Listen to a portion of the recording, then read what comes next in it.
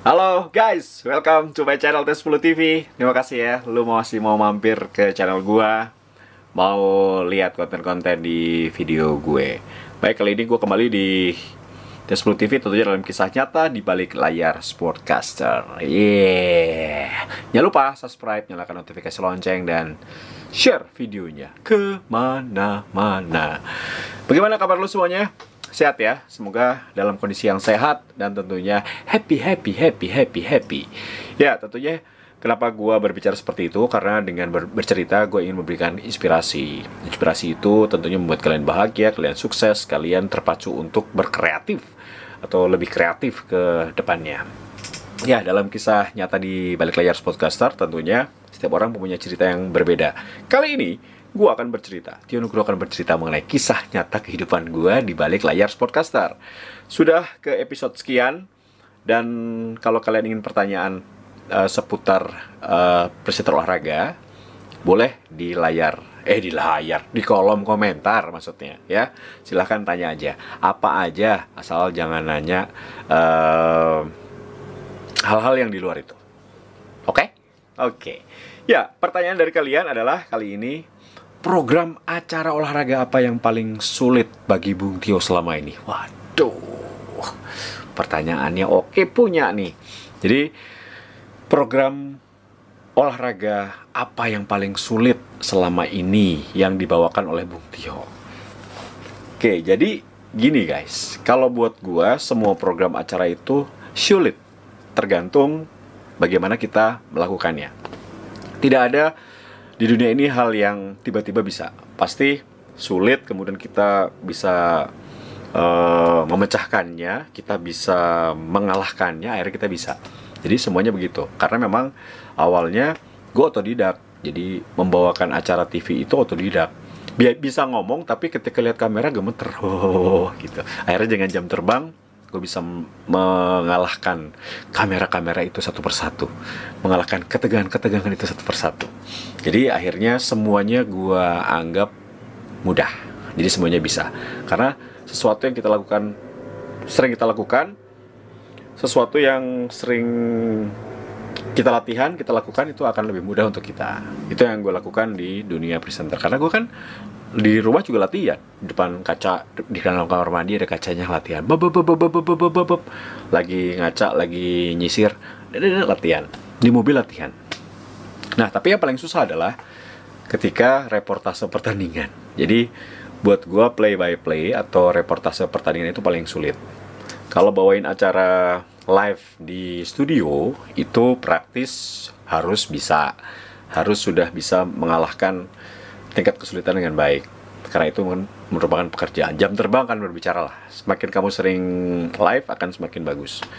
Masalahnya adalah reportase itu tidak semua orang bisa. Teknik vokal, teknik semua lengkap di situ.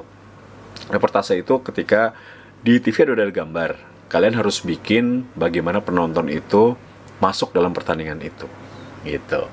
Jadi kita libatkan penonton untuk bisa ikut tegang, ikut seru, ikut menarik ke dalam pertandingan itu. Kalau pertandingannya boring, kita tidak boleh bikin mereka boring. Nah ini ketika pertandingannya boring, kita harus bikin tetap penonton tidak pindah channel, tetap penonton. Meskipun kalau misalnya sepak bola nih, cuma tendang, oper kiri, oper kanan, oper kiri, oper kanan, bola tidak sama sekali ke dalam kotak penalti.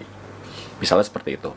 Kalau kita cuma ngomong, ya bola mencoba untuk melebar ke kanan lapangan pertandingan, masih kembali kita lihat, sulit sekali untuk bisa menembus daerah pertahanan, gitu terus, gak ada peluang, kan boring.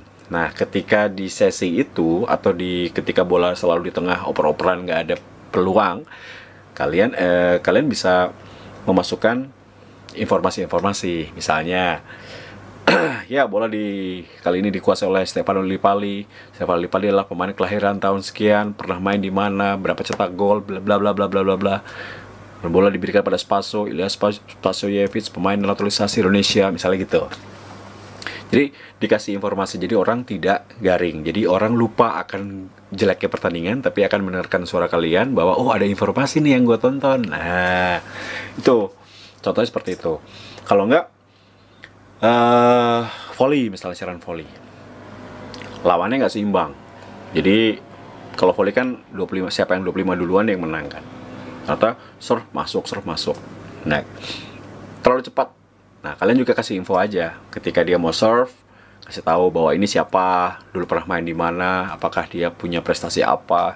Jadi informasi. Jadi kalau gue selalu begitu, ketika pertandingan jelek, apa ya yang membuat pemirsa nggak lari dari program gue kasih info gitu.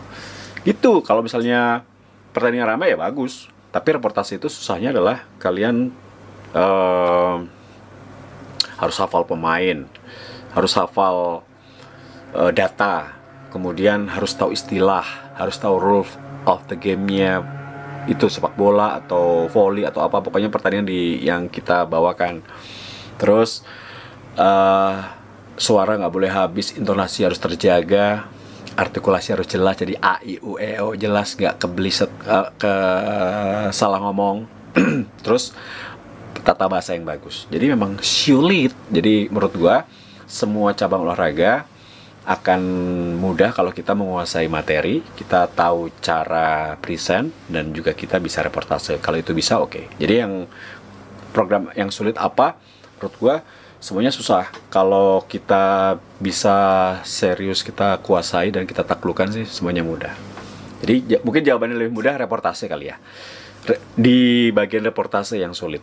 Kalau semua cabang olahraga bisa kalau kita pelajarin. Kan tugas presenter olahraga harus hafal semuanya. Kalau nggak hafal nggak dibayar guys, gitu. Kalau nggak hafal nggak panjang kontrak kita guys. Nah, jadi itu.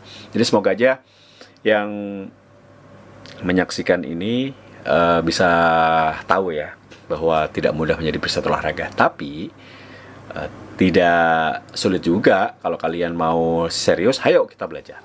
Jadi harus ada regenerasi di presenter olahraga. Gitu ya. Makasih ya udah nonton Tes10 TV. Itu udah gue jawab pertanyaannya. Kisah nyata di balik layar sportcaster. Menurut gue apa yang paling susah adalah reportase pertandingan atau play by play.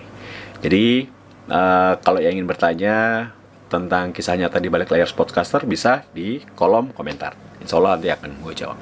Makasih ya udah nonton Tes10 TV. Sampai ketemu di konten-konten berikutnya. Jangan lupa subscribe, nyalakan notifikasi lonceng, dan share videonya kemana-mana. Oke, sampai ketemu di konten-konten berikutnya. Tio Nugroho, sign out. Bye.